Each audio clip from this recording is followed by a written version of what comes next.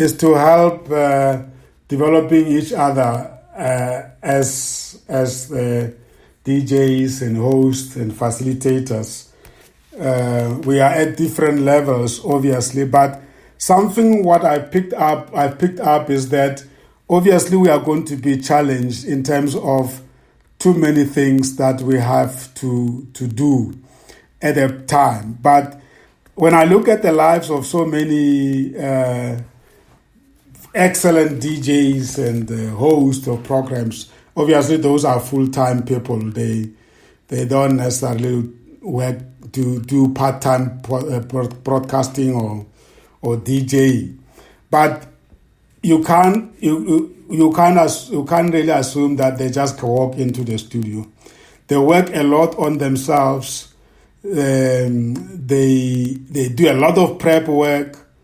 They read a lot, and then I often ask myself, when do they really get time to do that? And some people are hosting a daily program.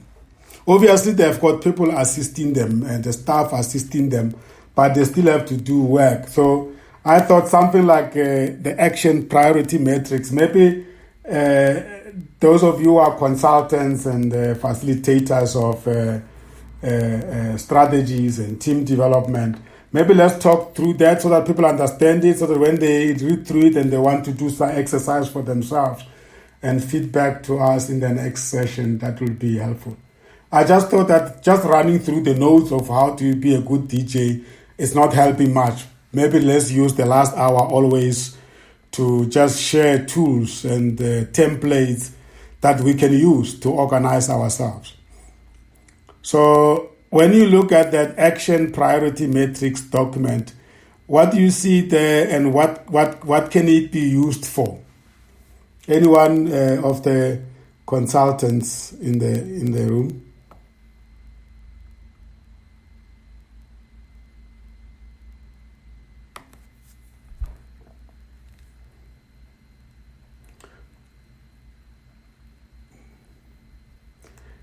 Mr. Rambuda, that should be very familiar to you.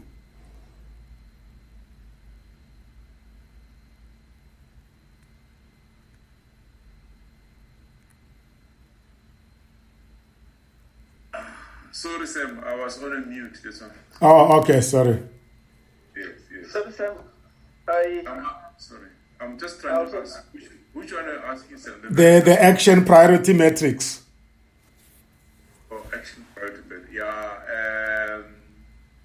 It's very useful in various aspects, especially I'll tell you why I'm saying in various aspects of it, is to say when you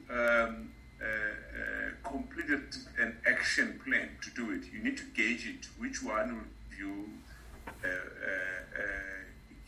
give you the first value up front and which one will give you the last value at the end. So it's more to say, if you can think of Myers-Briggs or Myers-Briggs, it will help you.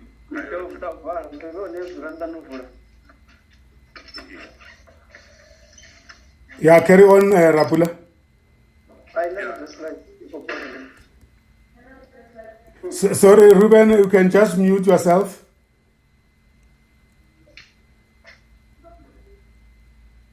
Okay. So the same goes to when you think of Myers-Briggs, that format in terms of where do you slot in the best and where do you slot in the worst, and then how to lift it one, because you find that this helps in terms of where's your strength and where's your weaknesses. And how do you prioritize that to make sure that you become a balanced person? Absolutely. So Ruben, you wanted to also come in there, but it looks like you were. I can see somebody's raised their hand. Just speak, please, because I'm sharing. I can't see your hand. There are two people who have raised hands.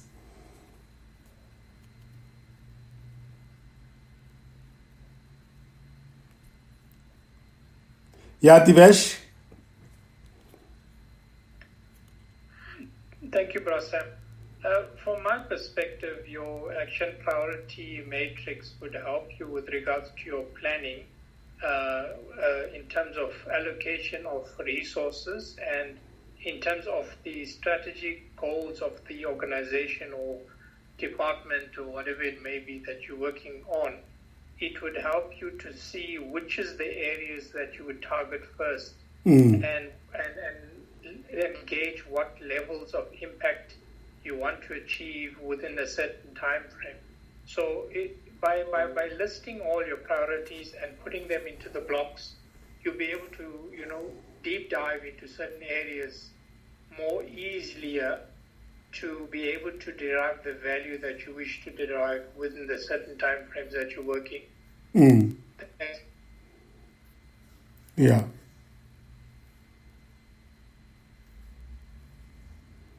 Yeah. Are you still there? You seem to be losing you.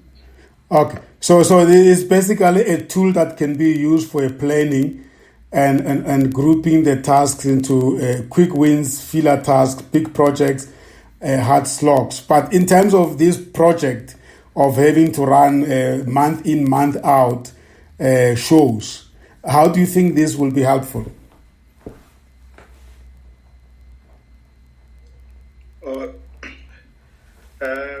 So much. I just wanted to come in before you. From project management environment, usually we use it for stakeholder engagement as well, in order to identify the stakeholders which have influence in having to deliver a project, and looking at various factors which or various interests in the project, whether it's direct or indirect for all the stakeholders. Thank you. Yeah. So how do you think it will be helpful with your project of monthly or, in your case, weekly shows?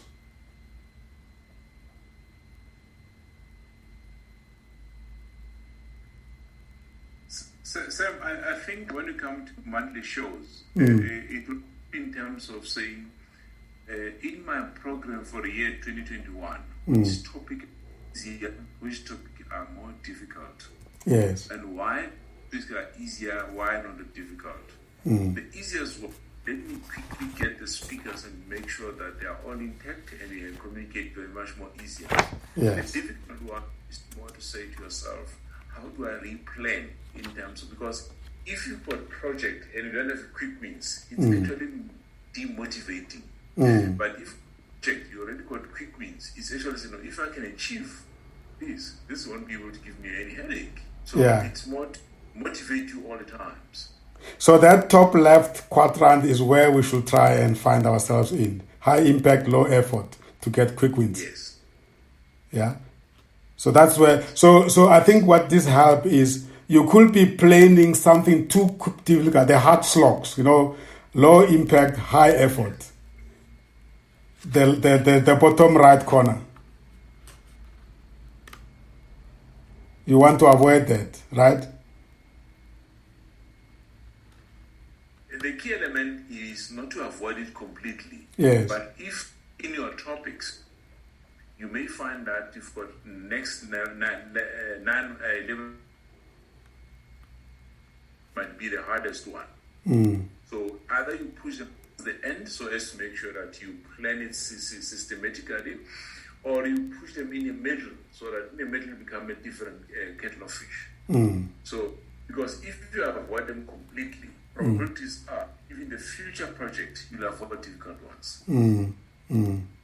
Yeah. So at least it's clear. I hope I just want us to make it simple so that people, when they look at it at their own time, they can actually understand what that it means. But if we are going to take our shows as an enterprise and going forward, we're going to have some sort of a system to plan, because a year is long. You will find that you have run the whole year, but all your shows are not really hitting high impact because your choosing was not right.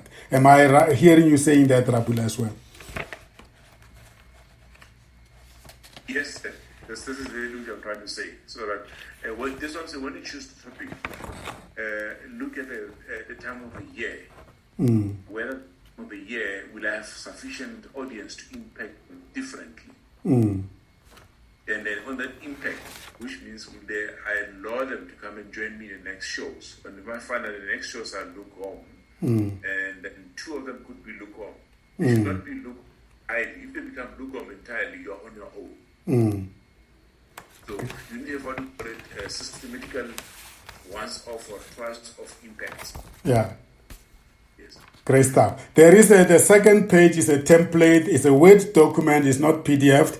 So you can play around with it. And I think maybe in the next session, if we could look at it. Because I want to avoid situation where we are just doing and there's no methodology. Especially where you are working as co-host. Try to think a little bit deeper about it, because we are yes, Abel, I'll come back to you. We are we are a business radio station, and the people you bring into the radio stations are really business strategic people. They will see through you that you are just hosting shows, but you don't even know what the country is dealing with at this point in time, what the world is dealing with at this point in time. For instance, take an argument point, this is the World Economic Forum time now. So if you were to get somebody onto your show to talk about the deliberations that are going on at the World Economic Forum, you will most likely make impact, right, Rabula?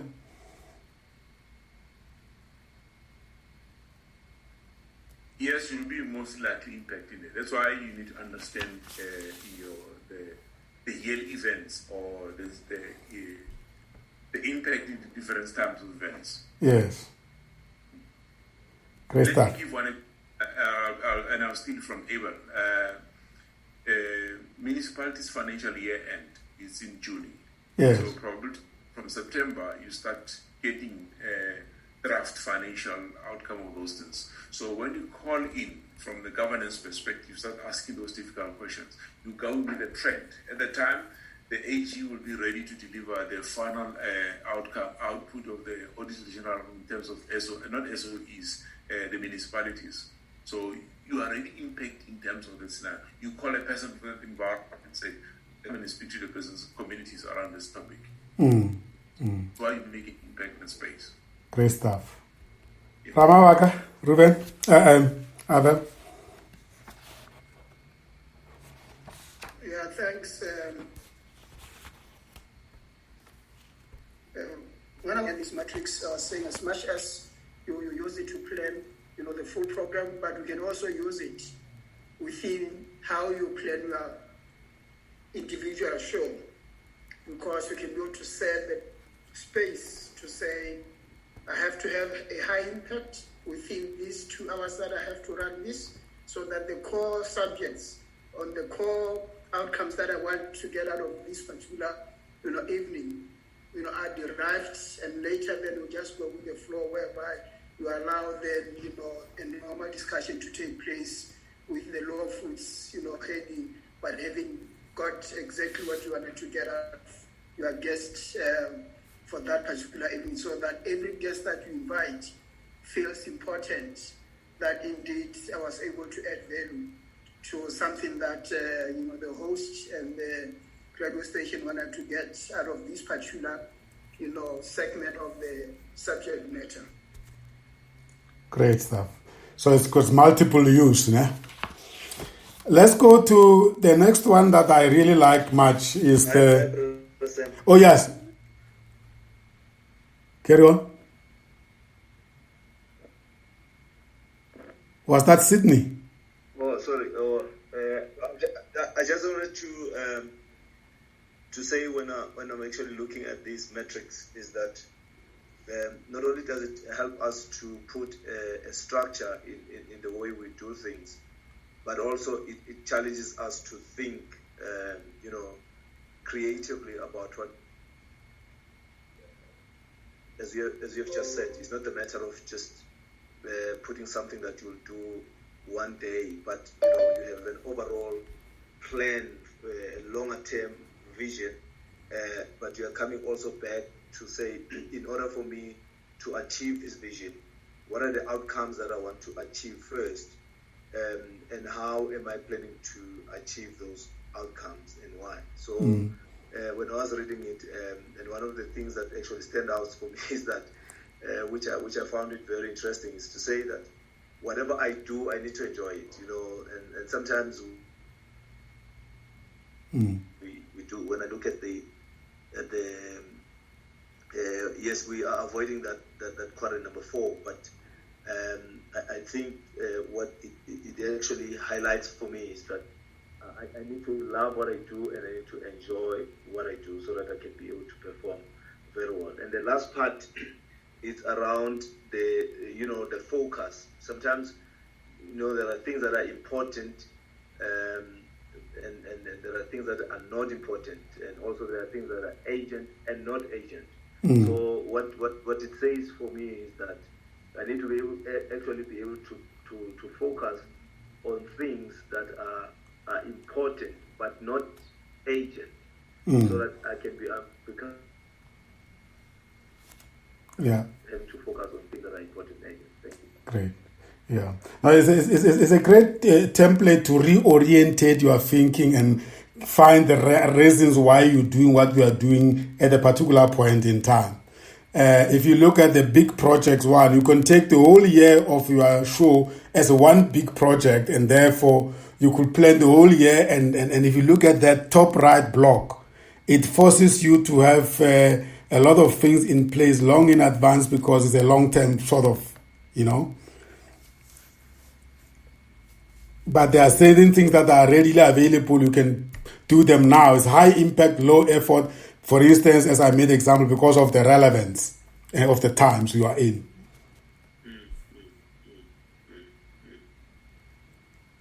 Yeah. Yeah, it's quite interesting. I mean, that's a very interesting point, because sometimes when you do bit and piece, we hope for something that is going to shape to be something else than looking at the overall thing and breaking it into chunks. It actually helps. I mean, it's wonderful. Great stuff. Let's look at the next one, which is very important for me, is the personal SWOT analysis. And I think all of us, for many reasons, not only for the show, we really have to have our own SWOT analysis that we almost revise every month. And if you develop that practice, you'll be amazed how much growth you will experience if you revisit this. And I gave this to one client of mine, and I can tell you she presented the SWOT analysis at the next show, at the next session. As we were going through it, and we are now discussing, and then she said to me, you know what, actually I found out that I'm no longer these things that I've listed here. Can I go and do it again? So it will be great for us to help each other to do something like this and really deliberate, because you are forced to look at yourselves in terms of the external things, which are opportunities and threats. What opportunities is given by this program? Because it's very easy for people to say, I'm very busy at work this time, I will skip the lecture. But you have got only 14 lectures. So that means out of the 14, when lecture is out, you will not have it. Yes, you can have a podcast, but you will not have that experience. But if you look at it through the eyes of a personal SWOT analysis, you might say, sure, this is presenting opportunities in the future because of what I've listed under opportunities in relation to this program from my personal SWOT analysis point of view. What we are trying to do here is that, let me just actually look for that page. Maybe some people don't have this document. Why is it not showing? It's not sharing that. Okay, let's look here. Personal SWOT analysis. Yeah, there you are. So those who didn't have it, you've got it in your inbox. And those who haven't received it, make sure you get it, because I really want us from now onwards to really help each other, because it's no use to keep hammering things and not looking at what we have. Now, if you look at that template, when we talk about strengths and weaknesses, which is the SW, you are looking at yourself internally to say, what is it that I have of me that makes me be of a strength? What do I have that gives me strength in the show? For instance, if I use you, Sydney, as an example, you are an ex-professional football player. So you have relationships with many, many professional players and sports administrators because of the time you spend in there. That's definitely a strength, right?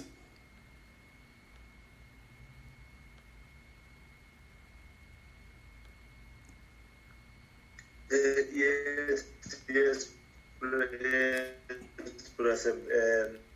The network it's stressful.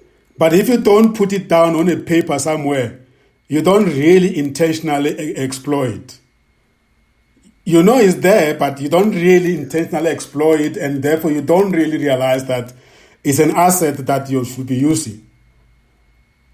Or you are not using it fruitfully, or So by writing it down, you actually embedding it, and you do it every month. You can even say now it's no longer really about just that; it's about many other things after that. Then when you look at the weaknesses side, you also look, if you answer those questions, we always say that weaknesses, make them look nice by saying what are the areas of development, what things I still have to acquire to be able to make myself a really well-off, polished broadcaster. But even generically, you can go beyond this program, but I just thought this show, if you use the program, it will help you to be to experience the magic of this so-called personal SWOT analysis, and it could even help you to better it more as we talk about it and in the next show. Right? Any comment on that, on the first two? Yeah, Sam, you can also use this SWOT analysis together with the previous one in terms of metrics. You link together in terms of saying that area because it's your weaknesses. Or you don't take to your development areas. Yes. So hence you can link them together and then put them in a basket and say, how do I put them and move them to the next level? Yes. Like, you make me think this afternoon I was in another Zoom meeting, but we were speaking about subject matter was regarding the 12J tax benefit. What the element came out of that environment was to say, if you're staying in an environment where you're relying 100% on ESCOM to deliver power for you, you need to rethink that. Don't take that as a weakness to run the business or as a threat to your business. Rethink of the strategy of saying, can I go on a solar or renewable energy? Doesn't matter which one you go. You need to do it. Can you plan to make sure that you create funds to make sure that you have that? Otherwise, as a business, you should not close the business because ESCOM does not give you power. Absolutely. So when the power is the power failure, you fold your hands and say, I can't do business. Better close that business forever. Don't even reopen it. Yeah. So key to that is say your challenges, make them as convert them into opportunities. Yeah. So hence I'm saying if you combine the SWOT analysis and combine it with the previous one, the previous slide, you can win them as much as possible. Yes, practice them. It's not easy to practice something new. You practice them on a monthly basis. They'll help you in terms of how do you prioritize yourself and how do you prioritize your life. The one outcome of those first two blocks is what we call development areas. And then the other outcome is maximizing your strengths to the highest level. And that also suggests, Rabula and colleagues, that you are also speaking to other people because you do have blind spots. So that you also allow people to tell you your weaknesses or your areas of development, but also to affirm your areas of strength, that you are not doubting it. Because sometimes you think it's your strength, but something in your mind says, what if I'm wrong? But when people affirm it, then you're really quite certain that this is your strength. That's why I say you have to do it month in, month out. And you can, as I said, go beyond just this program, because there might be other areas, even at work, that when people say put together, I've seen people, they ask them, put together your development plans for this year so that we can put it on budget. Number of times people don't know what to put because they never really thought of it. They end up putting seminars and workshops to attend. Not that there's wrong with them, but I'm just saying they go to the easy stuff. So when you have worked with yourself internally, now you look outside to say, what does this program really give me that comes from external environment now and in the future? You know, what opportunities are out there for me? What trends could you take advantage of? But also, what are the threats? Now, the threats are the things that are really going to challenge. Nobody, for instance, saw COVID-19 coming. Nobody had really probably seen it at the personal level. Even when it was coming, people thought companies will weather the storm. And now you ask yourself, if we don't practice assessing the external environments, we will always plunge into disasters and find ourselves wanting.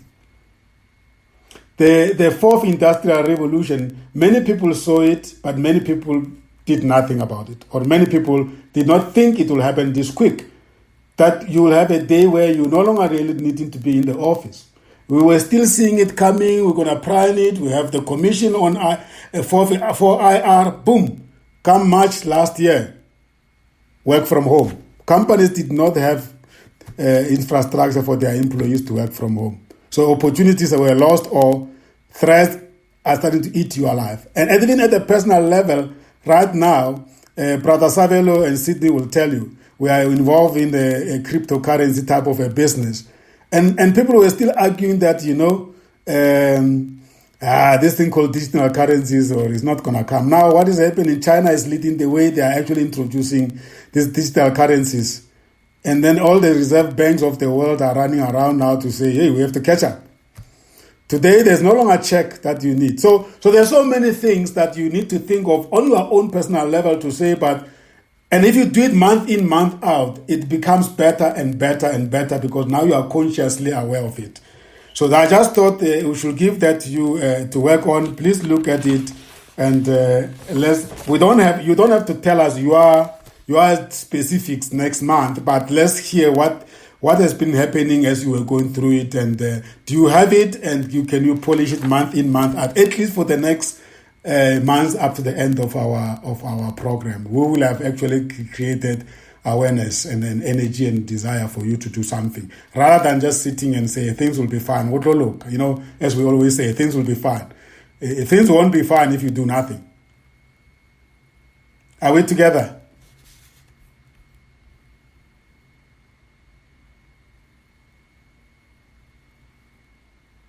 Yes, we are. Don't forget it's after.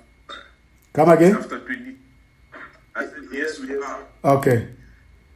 Yes, Brother, we are together. Okay, then the last one, the second last one is personal weakness. Zapper comes from there to say, now, if you have decided these are your weaknesses, what do you do about them? And that's just a strategy how to package your. I like if you can reach a point where you comfortably work with your weaknesses. That means you accept that as a human being, we all have weaknesses. I think we will have achieved much. I'm not suggesting that you are not doing this, but I'm just saying that I found them to be very relevant to what we are doing, and that can help you as well. Identify your weaknesses and put together strategies or areas of development, and put together strategies and actions that you are going to implement to address those weaknesses.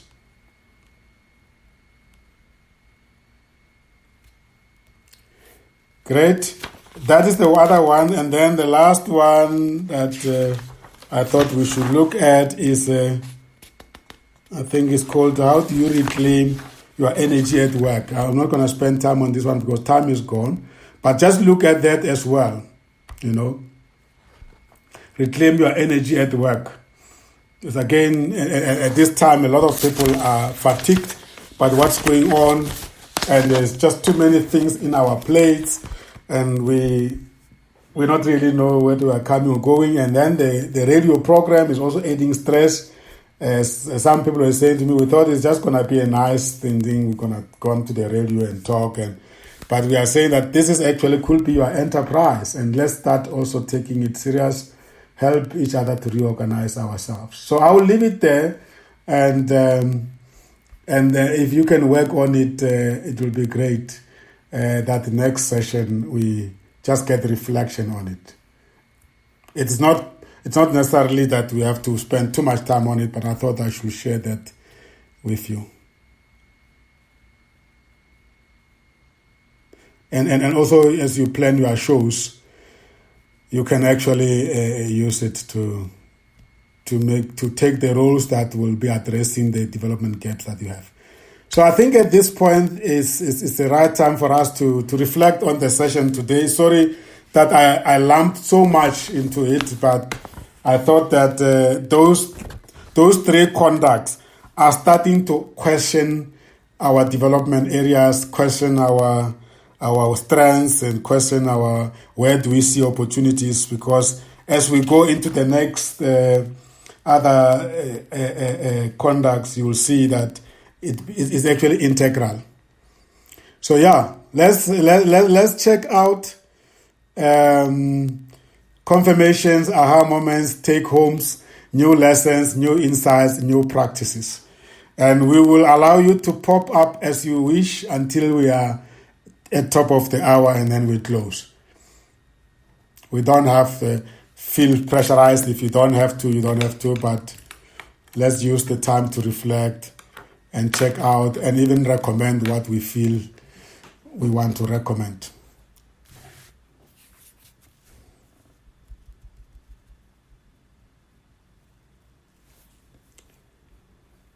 Yeah, check out time.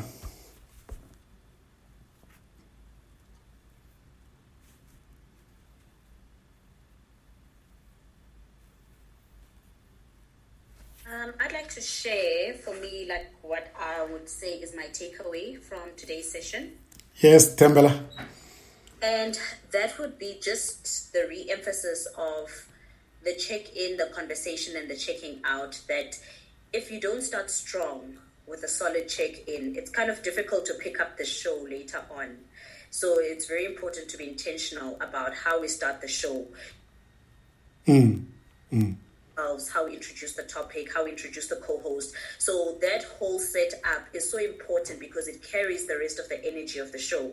So if you kind of don't do that properly, it impacts and has a ripple effect on the rest of the show. So that for me was one of the key takeaways. Thank you.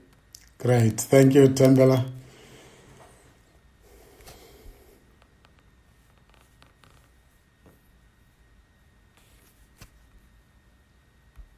Hi, Sam. Yes, Maynard. Yes, I've been very quiet today. Yes, I noticed that. I became like a secretary. I was making too much of writing instead.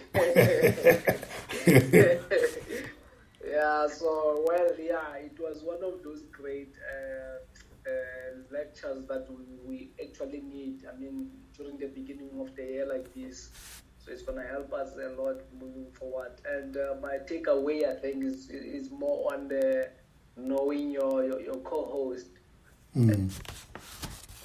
Yes. Don't know each other at the personal level like the other brothers that they are already. It's good to have profiles of each other so that at least we keep on referring on each other's profile. I think that is also very, very important to me.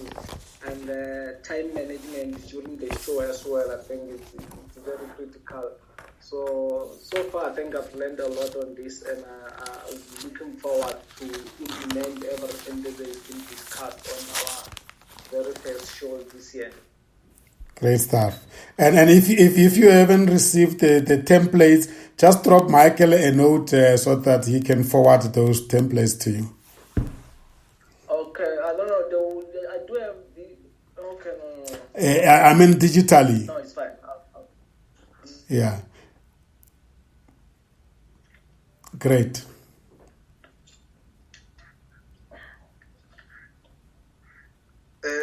Brother Sam, if I may check out, for me, the affirmation is that the importance of utilizing the tools that have been provided and ensuring that they help sharpen, your skill yourself and get you to perform. Because you can have the tools. You can know. I mean, when SWOT analysis, we've been taught SWOT analysis long time back. But the way you're putting it, we're also learning from it. So there are certain things that we take for granted sometimes until somebody says them in a different way, and then it realizes that we need to take action. So for me, is to take action in terms of intentionally writing all these. The elements of the SWOT analysis and be very intentional about it. I think that's the takeaway from me. Thanks. Brilliant. Thanks, Sydney.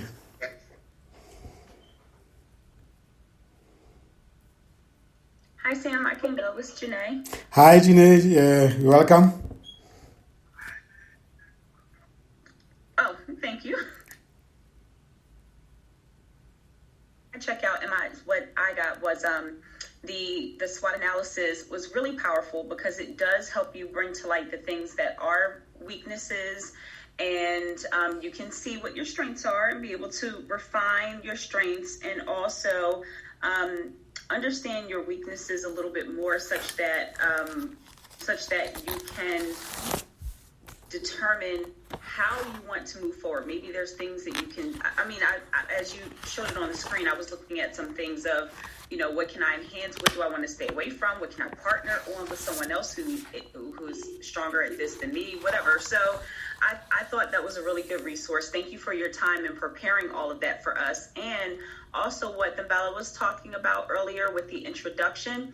I find that even if you feel like you know somebody really well, it is still good to prepare and write it all out, because you'd be surprised about how much you may think you know, but then that you need to say more, or you want to have it a little more crisp. So I thought that was good to have a strong intro conversation and the conclusion. Thank you. Beautiful. Thanks, Janae. Welcome.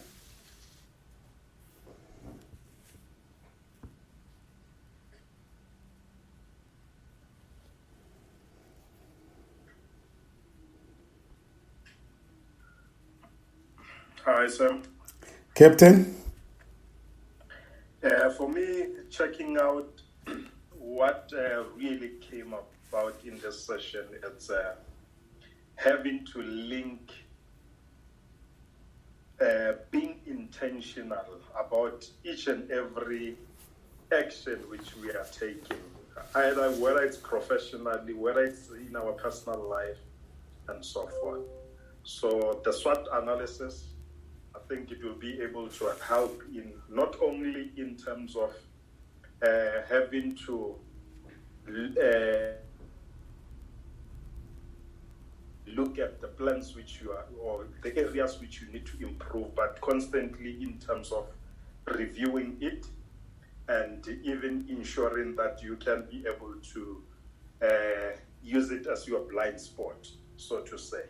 But linking it to the show specifically, it will be able to help in terms of ensuring that not only from the metrics you achieve goals specifically for the show, but you as well prepare yourself for the other shows in terms of constantly improving so that you can deliver good quality shows. Thank you so much.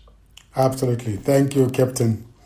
Let's hope it will become a tool that we use constantly as we grow into the program and use the checklist on a monthly basis. Yes, Pat? Yeah, I am taking home with me that action priority matrix. I am glad that I think we have all these ideas, and maybe absolutely help me, particularly in year plan together to understand on the matter of priority and planning in terms of how we go about and those quick what I was speaking about. I'm very excited to know about them as well, because I think we maybe it was excitement of the start. In the beginning, we just started high and the build up wasn't proper, and we didn't know when we pick or whether we picked from the beginning or whatever. So we're gonna have a proper plan, and I take that tool with me, and I'm gonna make an effort to understand it wholly and use it. Excellent. Thank you so much, Pat.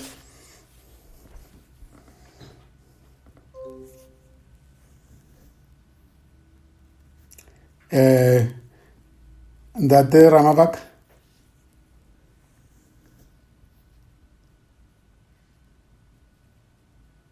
Yeah, thanks, Russell.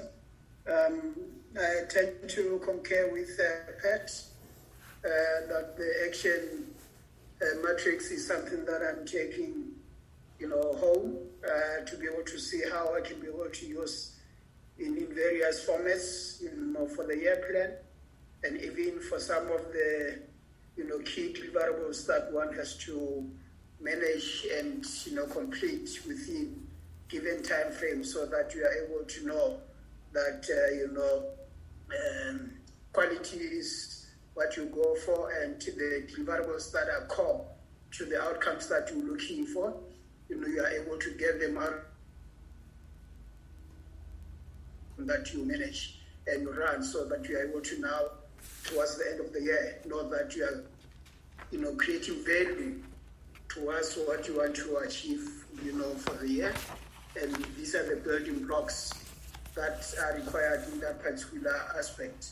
Yes, also the SWOT analysis, from a personal point of view, I think is also very critical, that one has to look, inward at myself, what are my strengths, where are my weaknesses, opportunities, given my strengths, or how do I create, strategic networks and partnerships where I know I'm looking behind, so that there can be a dual, mutual benefit to myself and those that are strong in certain aspects that I'm looking. Thanks. Brilliant. Thanks, Ramavak.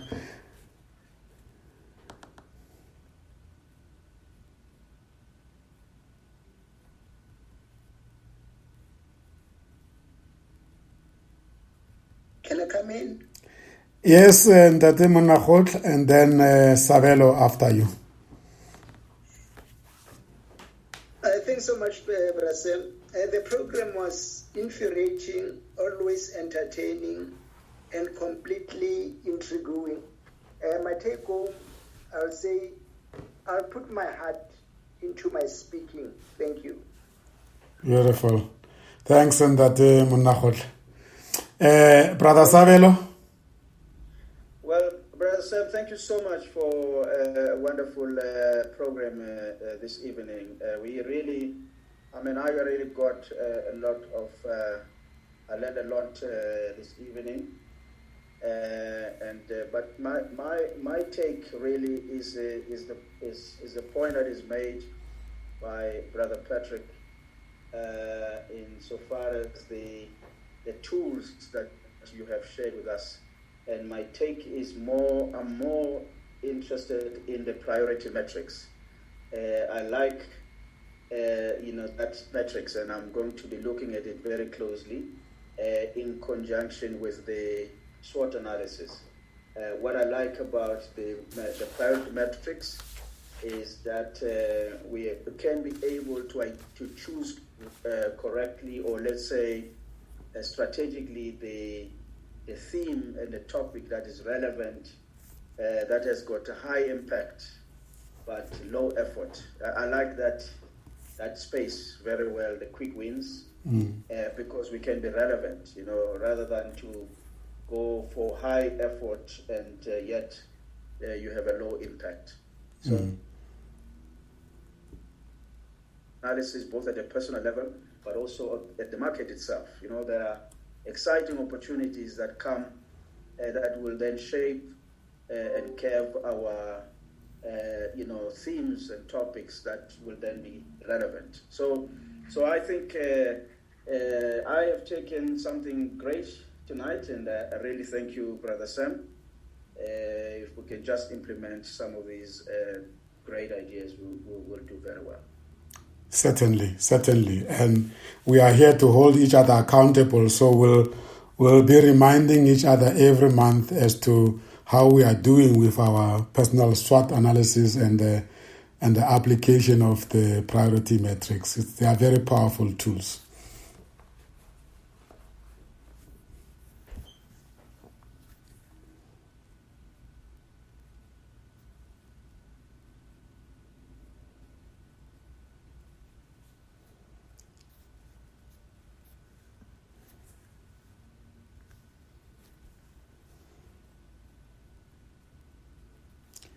Great.